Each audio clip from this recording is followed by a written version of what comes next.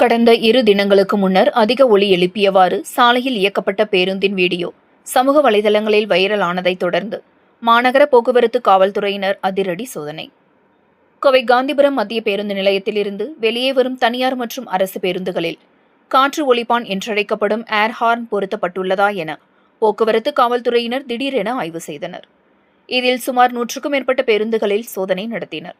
இதில் சுமார் 30க்கும் மேற்பட்ட பேருந்துகளில் ஏர் ஹார்ன் பொருத்தப்பட்டிருந்த நிலையில் அனைத்து பேருந்துகளுக்கும் அபராதங்கள் விதிக்கப்பட்டதுடன் ஏர் ஹாரன்களை பறிமுதல் செய்தனர். இதுகுறித்து போக்குவரத்து காந்திபுரம் போக்குவரத்து காவல் உதவி ஆய்வாளர் சுபா கூறியதாவது: கடந்த 2 தினங்களுக்கு முன்னர் அதிக காற்று ஒலிப்பான் என்றழைக்கப்படும் ஏர் ஹார்ன் ஒலித்தபடி தனியார் பேருந்து கோவையிலிருந்து திருப்பூர் நோக்கி சென்று கொண்டிருந்த போது அதனை சக வாகன ஓட்டிகள் வீடியோவாக பதிவு செய்து சமூக வலைதளங்களில் பதிவிட்டனர்.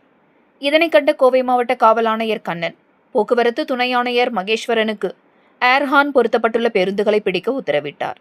இந்த உத்தரவின் பேரில் கோவை காந்திபுரம் போக்குவரத்து உதவி ஆய்வாளர் சுபா, சிறப்பு உதவி ஆய்வாளர் அர்த்தநாரி மற்றும் காவலர்கள் 5 பேர் கொண்ட குழுவாக இணைந்து இந்த சோதனையை செய்து அபராதம் விதிப்பதுடன் ஏர் ஹாரன்களை பறிமுதலும் செய்து வருவதாக தெரிவித்தார் என்பது குறிப்பிடத்தக்கது.